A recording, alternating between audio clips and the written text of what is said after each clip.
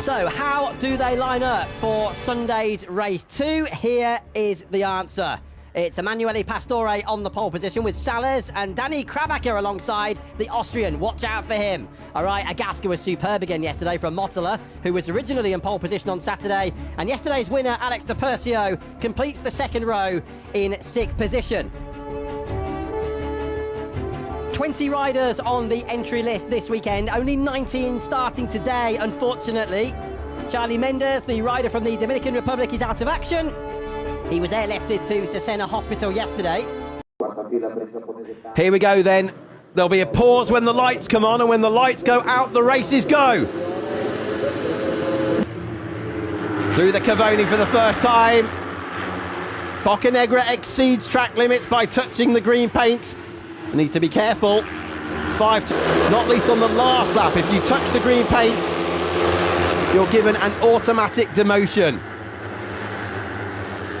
Now, Salvatore Germano deemed by the stewards in yesterday's race 1, and it was Germano who was trying out that long lap penalty lane on the warm-up lap. He needs to take 2 long lap penalties in the first 6 laps of this race, and there's a confirmation of that from the ever-efficient marshals here at Misano. Nobody's broken away. Of that, there is no doubt. Boccanegra, based in Barcelona, born in Barcelona, the 14-year-old is now leading this race.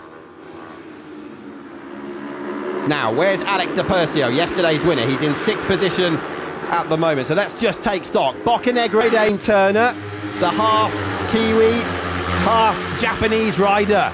After this, we go to Donington, and then it's Hungary, Aragon, and Estoril will close the season. There's the number 44, Salvatore Germano. Just over half a kilometre in 5th position. He just passed Kugawa. There's de Persio. Chris Clark won in Portugal race 1. Mario Sales won race 2. De Persio won here yesterday, and David Novak is flying in this race. You saw number 46 running wide there. Coming on earth is Arai Agaska going, using all of that penalties. Careful not to touch the green paint on either your left or right. Beautifully done.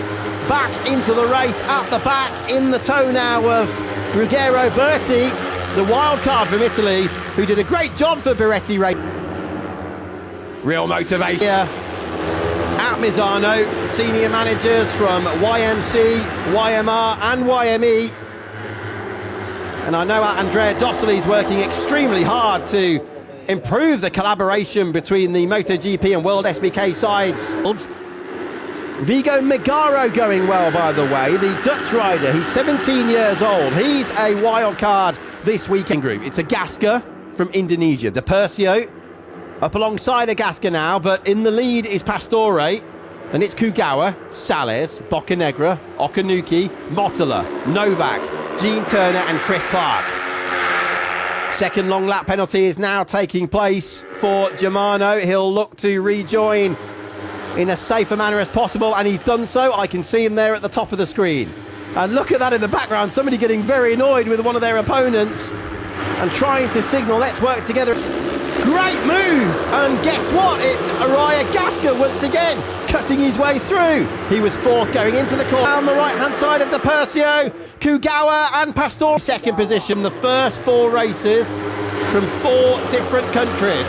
What a great advert for the Blue Crew R3 World Cup. This world-famous venue that was built in 1969. Pastore on the inside line. There was a superlative manoeuvre at this last corner last year from Christian Pucci when he came through to win in one of the most dramatic finishes ever. Incidentally, yesterday was our 51st race in the R3 World Cup. And in those 51 races so far, only 14 of them, can you believe, have been one project for Yamaha, and who has been absolutely Okanuki. So 11 riders becomes 10 in our leading group. It got too tight down into the Caro hairpin, and Okanuki's chances of victory have just evaporated. At least he's still in the race. Now, I say his chances of victory have evaporated, but he might be able to close back in. You can see him there on his own in the background. Troy Savitsa's out as well, and this is over at turn 14, the same corner Out goes Troy, the 16-year-old from Prague, number 21 with the BG. He lost it all by himself. He was carrying too much speed through the hairpin with too much lean angle applied, and down goes the Czech rider. At least he's okay, but as we've already seen, he was unable to rejoin from this incident. This is your fight back at the front. Tepai Kugawa, the 17-year-old from the Japanese capital city of Tokyo, is leading this R3 World Cup race. It's a championship that should have started back in 2020, but was delayed for a year due to the pandemic overall in 2023. And Novak wanted to challenge for the title last season. He was out of luck, though, to be honest with you. Despite finishing in the top 5 from Agaska, your leader was a 1:54.9.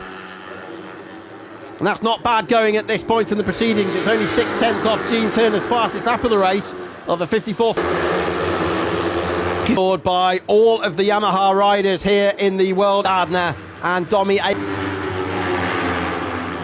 Okay, hold on to your seats because we're coming through to the last lap. Aggressive line on the inside there for J Turner. J Turner fallen. Charlie Mendes right here on the last lap. Running wide slightly is Boccanegra. Okanuki has managed to rejoin the leading group in contention. 11 of them then.